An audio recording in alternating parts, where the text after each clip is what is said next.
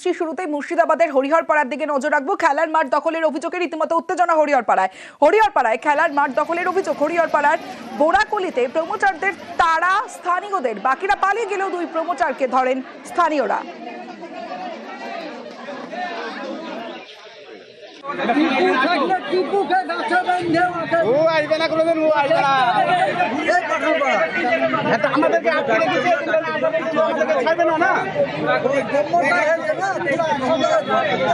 তুমি তাড়াতাড়ি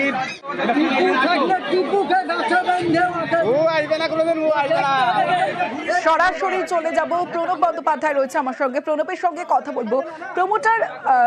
প্রণব, যে বিষয়টা তোমার কাছে জানতে চাইবো যে খেলার মাঠ তো খেলার জন্য, আর সেই মাঠ দখলের অভিযোগ কতদিন ধরে এই চলছিল, স্থানীয়রা কি করে বুঝতে পারলেন, প্রশাসনই বা কি করছে?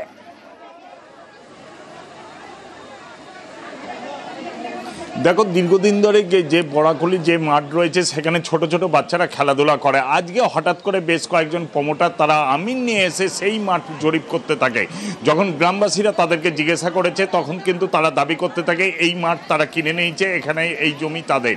তারপরে কিন্তু গ্রামবাসীরা ক্ষুব্ধ হয়ে ওঠে এবং তারা রীতিমতনভাবে কাগজ, তার ডকুমেন্টস চাইতে থাকে, কিন্তু তারা কোনো কিছু দেখাতে পারেনি। জোর করে তারা এই মাঠে জরিপ করতে শুরু করে। তখনই গ্রামবাসীরা জড়ো হয়ে তাদেরকে বেধড়ক মারধর এবং গাছের মধ্যে বেঁধে রাখে। তারপরে কিন্তু হরিহরপাড়া থানা পুলিশ এসে দুজনকে উদ্ধার করে এবং দুজনকে গ্রেপ্তার করা হয়েছে। গ্রামবাসীদের অভিযোগ যে তারা এটা গ্রামের পক্ষ থেকে প্রত্যেকে চাঁদা দিয়ে এই মাঠ কেনা হয়েছে এবং সেটা খেলার জন্য, এবং ছোট ছোট বাচ্চারা খেলাধুলা করে। শুধু বরকুলি নাই, আশেপাশের যে দু তিনটে গ্রাম রয়েছে সেখানকার খেলাধুলা করে। এবং এই যে প্রমোটাররা দীর্ঘদিন ধরে এই মাঠের প্রতি তাদের নজর ছিল এবং আজকে রীতিমতনভাবে আমিন নিয়ে এসে সেই জমি মাপতে গেলে কিন্তু রীতিমতনভাবে উত্তেজনা শুরু হয়। যদি পুলিশ এসেছে, পুলিশের পক্ষ থেকে ওই প্রমোটারদেরকে গ্রেপ্তার করা হয়েছে এবং তাদের বিরুদ্ধে ব্যবস্থা নেওয়া হবে বলে কিন্তু হরিহরপাড়া থানা পুলিশ দাবি করেছে। বেশ,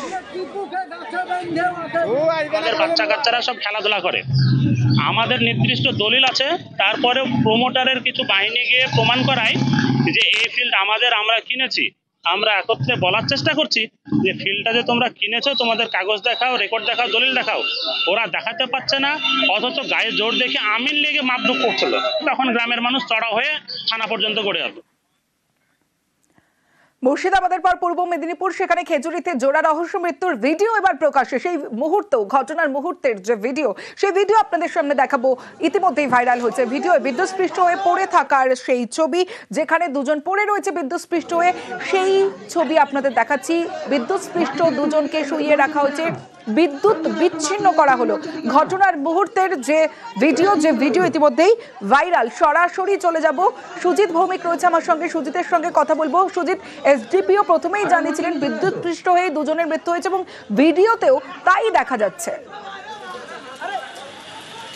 শুধু এসডিপিও নয়, জেলা পুলিশ সুপারও একই কথা জানিয়েছিলেন, কিন্তু একই সঙ্গে তিনি জানিয়েছিলেন যে যেহেতু অভিযোগও উঠছে, যেহেতু মৃত দুজনের পরিবারের পক্ষ থেকে খুনের অভিযোগ করা হচ্ছে, সেই বিষয়টিকেও গুরুত্ব দিচ্ছিলেন। যদিও তারা প্রত্যক্ষদর্শী, উদ্যোক্তা যারা অনুষ্ঠানে ছিলেন তাদের সঙ্গে কথা বলে জেনেছিলেন যে ইলেকট্রিক শক, অর্থাৎ বিদ্যুৎ যেটা হ্যালোজেন পড়ে গিয়ে সেখানে বিদ্যুৎস্পৃষ্ট হয়ে দুজনের মৃত্যু হয়েছে, সেটা মানতে নারাজ ছিলেন পরিবারের লোকজন। একই সঙ্গে বিজেপির নেতৃত্ব তারা কিন্তু আসরে নেমেছেন, তারা এই ঘটনা নিয়ে ক্ষোভ বিক্ষোভ দেখিয়েছেন, কালকে বন্ধ রেখেছেন। তারই মধ্যে এই ভিডিও সামনে আসায় রীতিমতো অস্বস্তিতে পড়েছে বিজেপি। স্বাভাবিক ব্যাপার, কারণ তারা যে অভিযোগ করছেন সেই অভিযোগের সঙ্গে এই ভিডিওর যে ছবি তা কিন্তু মিল হচ্ছে না। কারণ পুলিশের যে দাবি বা পুলিশের প্রাথমিক যে ধারণা সেটাই কিন্তু বলা যায় এই ছবি প্রমাণ দিচ্ছে। তবুও তারই মধ্যে পোস্টমর্টেম রিপোর্ট আসার পর সব দিক খতিয়ে দেখে পুলিশ কিন্তু পুরো রিপোর্ট জানাবে, এমনটাই জানাচ্ছে জেলা পুলিশ। এবং সব মিলিয়ে খেজুরির মৃত্যুকাণ্ড আর তা নিয়ে রীতিমতো গতকাল সারাদিন ধুন্ধুমার কাণ্ডের পর আজ এই ভিডিও সামনে আসার পর এখন দেখার বিষয় পুরোপুরি যে রিপোর্ট, পুরো রিপোর্টটা কি আছে। তমশ্রী, বেশ, খেজুরিতে দুজন সনাতনী অস্বাভাবিকভাবে মারা গেছেন। প্রথমে স্ট্রোক চালাচ্ছিল, ওই দিবাকর বলে একটা এসডিপিও আছে, তারপরে এখন ইলেকট্রিকের শর্ট সার্কিটে বলছে। শর্ট সার্কিট যদি হয় তাহলে হসপিটালে না গিয়ে তাদেরকে থানায় নিয়ে যাওয়া হয়েছে কেন? তাদের ডেথ ডিক্লিয়ার কে করলো? আমরা এটা ছাড়বো না। আগামীকাল খেজুরি থানা এলাকায় সনাতনী সমাজ বন্ধের ডাক দিয়েছেন। আমি সকালে জনকা থানার সামনে থেকে বিদ্যাপীঠ বড় মিছিলে আপনাদের সঙ্গে পা মিলাবো। একটা জমায়েত ছিল, বৃষ্টিবাদল চলছিল, আচমকা একটা দুর্ঘটনা ঘটেছে এবং ভিডিওটা বেরিয়ে যাওয়ার পর দেখা যাচ্ছে শুভেন্দুদের এই যে বক্তব্য ধর্মীয় মেরুকরণ অমুক তমুক, কোনো ঘটনাই না, ওটা এটা একেবারে একটা বৃষ্টি বাদলার মধ্যে কানেকশন জড়িত একটা আচমকা দুর্ঘটনা। একটা দুর্ঘটনা ঘটার পর হিন্দু মুসলমান একসঙ্গে সেখানে উদ্ধার কাজ চালিয়েছে, সেটা পরিষ্কার দেখা যাচ্ছে। দলেরই কর্মীর বাড়ি ভাঙচুর, বিজেপি নেতার ফুটবল টুর্নামেন্টের টাকা নিয়ে বিবাদের জের কাঠগড়ায় বিজেপির পঞ্চায়েত প্রধান ও অনুগামীরা। বিজেপি কর্মীকে ফোনে হুমকি বিজেপি পঞ্চায়েত প্রধানের। প্রথমে সেই ভাইরাল অডিও শোনাবো, যে অডিওর কথোপকথন দুজনের, শুনুন। আমার টিনে লাথি মারলো কে? আমার টিনে লাথি মারলো কে? তুই কোথায় আছিস তার বল আগে।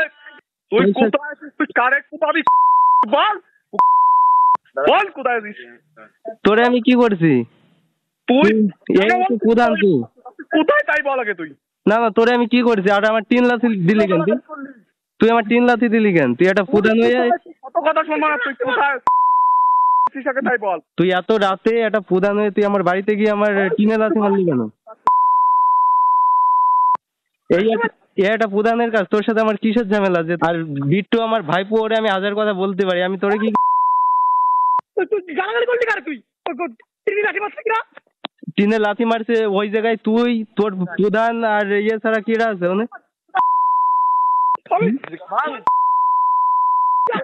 ঘর ভাঙ, আমি চাই ঘর ভাঙ, তারপরে আমি দেখছি ঘরটা ভাঙ না।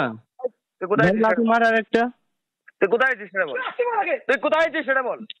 কোথায় আছিস সেটা বল। আমি যে জায়গায় আছি তোরে বলার প্রয়োজন আমি মনে করি না, কিন্তু একটা প্রধান হয়ে এখন কটা বাজে? 11টা 16 বাজে, আমার টিনে লাথি মারলো কেন আমার ঘরে? আর এই বিচার দিতে হবে। সেটা বল। একটা প্রধানের কাজ এটা, কিন্তু আমার টিনে লাথি মেরে তোরা কাজটা ভালো করিসনি। এই ঘটনাটি ঘটেছে নদিয়ার বেতাই দক্ষিণ জিতপুর এলাকায়। সরাসরি চলে যাব, সমীর রুদ্র রয়েছে আমার সঙ্গে, সমীরের সঙ্গে কথা বলবো। সমীর, যে অডিও ভাইরাল হয়েছে সেই অডিও আমরা শুনলাম, কিন্তু ঘটনার সূত্রপাত কি থেকে?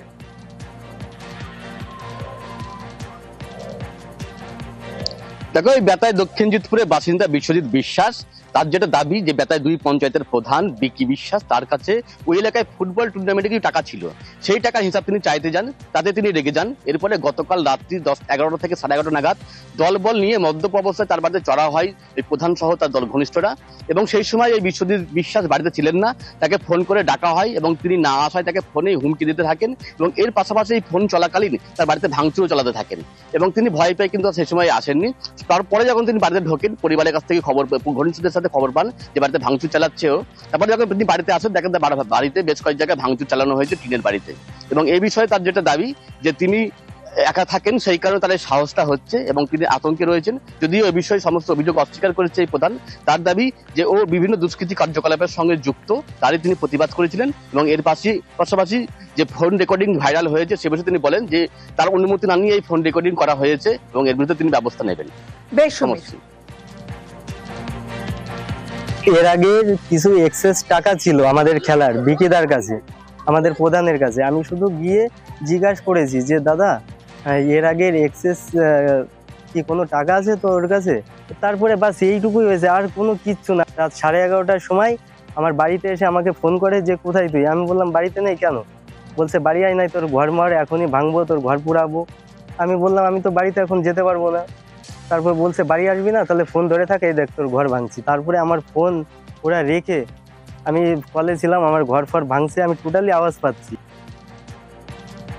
এ বিষয়ে তো আমি জানি না সঠিক কি হয়েছে। ছেলে ও আগে পরেও চুরি চাষরামি করেছে, ঠিক আছে, সেই বিষয়ে ধরো তর্ক বিতর্ক হতে পারে ওর নিজের কাকার ছেলের সাথে, সেই বিষয়ই হয়েছে। কিন্তু ওর ঘর দৌড় কেউ ভাঙেনি, ওর নিজে হয় ভেঙে টেঙে এইসব করছে, ও এসে এইসব বলো বদনাম ছড়ানোর চেষ্টা করছে। হয় এখন বিরোধীরা সুযোগ করছে, সেটা ওর ঘর টর ভাঙার কোনো বিষয় না, ও নিজে এইসব করে। এবং ওর ঘর যে ভেঙেছে এটা তো ও তো মিথ্যা কথা বলছে।